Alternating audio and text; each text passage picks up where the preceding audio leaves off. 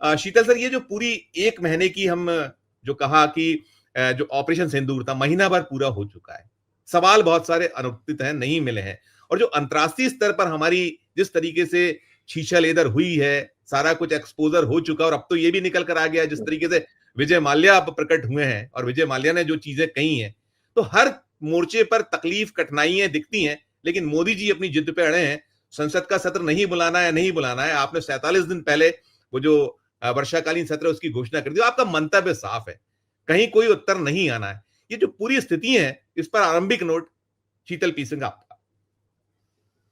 देखिए, ये जो पूरा प्रसंग है, ये धीरे-धीरे बूमरैंग तो एक बार तो बहुत तेजी से किया था जब सीज फायर जिस रात को हम लोगों ने किया है, और वो सुबह जब ट्वीट आ गया ट्रंप का पहले, उसके बाद सीज फायर हुआ। वो दिन तो बहुत जो भारतीय जनमानस है उसके लिए बहुत एक धक्के का दिन था, क्योंकि पूरा देश जो है इस मामले में एकजुट था। जिस तरह की घटना पहलगाम में हुई थी, उसको लेके बहुत क्रोध था लोगों में, जायज क्रोध था। और उस क्रोध की परिणति में उस समय की जो परिस्थिति थी उसको राजनीतिक रूप से भुनाने के लिए जो भी चीज तय की गई सरकार के द्वारा, उसको उस समय कोई विपक्ष का आदमी बोल भी नहीं सकता था और बोला भी नहीं। सबने एक तरफा समर्थन दिया कि सरकार जो भी चाहती है वो करे, बल्कि करके दिखाए। अब जो हुआ उससे देश को एकाएक शॉक लगा था, क्योंकि जिस तरह का वातावरण तैयार करने में दक्षिणपंथ हमारे देश में माहौल पैदा करता है, उससे लोगों को लगा था कि कम से कम पीओके वगैरह तो ले ही लेंगे इस बार, क्योंकि पिछली बार सिर्फ बालाकोट करके रह गए थे, इस बार कुछ ज्यादा बड़ा होगा। लेकिन जो सरकारी खाते में सोचा गया था, जो भी वो परिस्थितियां, हम आप उनसे भिज्ञ नहीं होते, उनसे वही लोग भिज्ञ हैं जो उसका फैसला लेते हैं। उन्होंने ये फैसला किया कि हम एक ऐसा होगा, लेकिन अपनी ओर से हम उसे डीएस्केलेटरी रखेंगे। यही वर्ड उन्होंने यूज किया कि हम इसको सिर्फ किसी सैनिक ठिकाने पर या किसी नागरिक ठिकाने पर हमला नहीं कर रहे हैं, हम सिर्फ आतंकवादियों के यहाँ हमला कर रहे हैं, और आतंकवादियों ने हमारे यहाँ ये कांड किया है और आपके यहाँ आतंकवादी इन अड्डों पे रहते हैं, हम इसकी शिकायत कर चुके हैं। तो एक तर्क बहुत लॉजिकल भी नजर आ रहा था उस समय, उन्होंने क्रिएट किया था, जिसमें सारी दुनिया को भी कहा जाए कि हम एक इसलिए ऐसा करने पे बाध्य है क्योंकि इन्होंने ऐसा कांड किया है, लेकिन हम फिर भी लड़ाई में नहीं जा रहे हैं, हम सिर्फ डीएस्केलेटरी स्ट्राइक्स कर रहे हैं। सोच के ये किया गया, लेकिन वो एक छोटे मोटे युद्ध में बदल ही गया। आप और हम जानते हैं 4 दिनों तक जो युद्ध चला, और उसके बाद जो है, ये ठीक है कि हमारी सेनाएं जो है उन्होंने बूट सीमा पार नहीं की, ना हमारी तरफ से ना उनकी तरफ से, लेकिन वायु सेनाओं ने एक दूसरे के लिए मिसाइलों के जरिए, ड्रोन के जरिए, अन्य आयुधों के जरिए दूसरे की सीमा पार की, एक दूसरे की जगह नुकसान किए। अब उसके अलग अलग दावे हैं, वो उस पे मैं नहीं जाऊंगा, लेकिन जब उसको उसको युद्ध को वापस ले लिया गया, सीज फायर हो गया, उससे पूरे देश में एक शॉक लगा। और ये बात मोदी जी भी जानते थे, उनकी खुद समझ में नहीं आया कि वो कैसे इसको पब्लिक को समझाए, क्योंकि डोनाल्ड ट्रंप के ट्वीट ने सब नष्ट कर दिया। तो उनको 3 दिन लगे वो सब तैयार करने में, उसका एक माहौल और कैसे जैसे करते हैं। 3 दिन बाद वो आए सामने, वो छुपे रहे, लेकिन तब तक देश में बहुत गुस्सा, दक्षिणपंथी समर्थकों में भी बहुत गुस्सा था। वो सब बोलने लगे थे, इससे नहीं होगा, ये वो है, फलाना है, व्यापारी है, ढिमाका है, जैसा उन लोगों का होता, तुरंत गाली गलौज पे आ जाते। तो उसको रोकने के लिए जरूरी था कि इसको कुछ लीपापोती हो माहौल में, तो वो लीपापोती शुरू हुई। लेकिन उस समय तक हमारी कई चीजें एक्सपोज हो गई। एक तो ये एक्सपोज हुई कि दुनिया हमारे साथ इस समय कोई नहीं, हम ताइवान, अफगानिस्तान और इजराइल जैसे देशों के, जिसमें से कई तो ऐसे हैं, ताइवान तो कोई देश ही नहीं, उस तरह से दुनिया उसको मानती नहीं, अफगानिस्तान को अभी देश के रूप में स्वीकृति चाहिए, इजराइल एक ऐसा देश है जिसके खिलाफ यूनाइटेड नेशंस के सबसे ज्यादा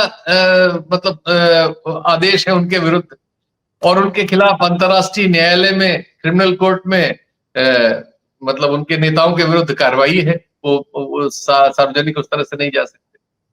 तो एक इस तरह की परिस्थिति हुई कि हमें पता लगा कि कोई हमारे साथ नहीं है और हम एक अजीब स्थिति में हैं। ये तो हमारी स्थिति हुई।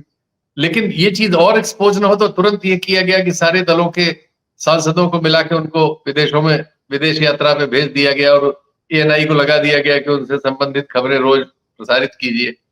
फिर जो सोशल मीडिया पे इनका स्ट्रक्चर है उसने सब परोसना शुरू किया। जो इनके पास जनरल कर्नल हैं उन लोगों ने तमाम बोलना शुरू किया कि हमने ये मारा वो मारा, ऐसा नहीं है, हमने वो मार दिया वो कर दिया। लेकिन लोगों में वो खबर भी आ रही थी कि जिस रात सीज फायर हुआ उस रात ही पूरे बॉर्डर पे फायरिंग हो रही थी। सुबह पाकिस्तान की ओर से हो रही थी, हमारी एजेंसियां बता रही थी। उसी दिन त्राल में मुठभेड़ हुई आतंकवादियों से, उसके 4 दिन बाद किश्तवाड़ में मुठभेड़ हुई। तो ये सब जो हमने किया था, किया किस लिए था? पाकिस्तान पे हम कब्जे के लिए गए नहीं, हम डीएस्केलेटरी स्ट्राइक कर रहे थे।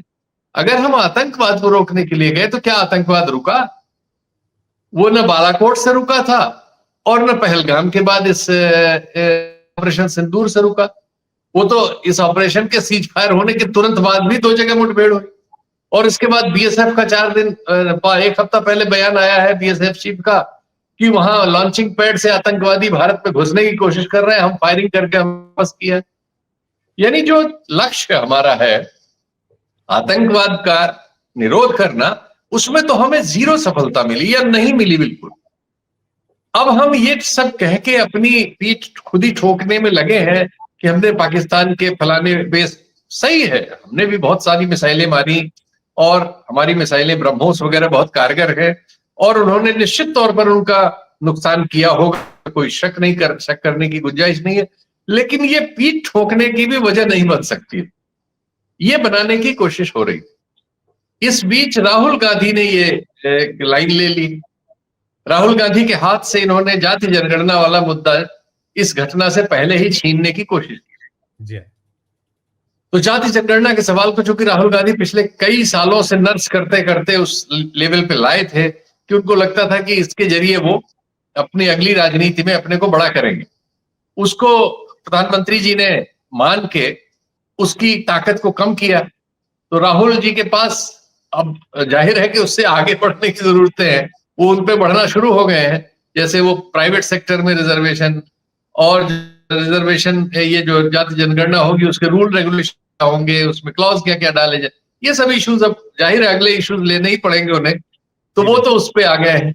लेकिन उन्होंने एक चीज जरूर पकड़ ली इस बीच, और वो शायद उन्हें जो सर्वेक्षण वगैरह हुए उससे पता लगा कि इस देश में राइट विंग के भी बहुत सारे समर्थकों को प्रधानमंत्री मोदी जी के इस सीज फायर के फैसले से निराशा हुई और उनको शंका हो गई है इनकी सामर्थ्य पर।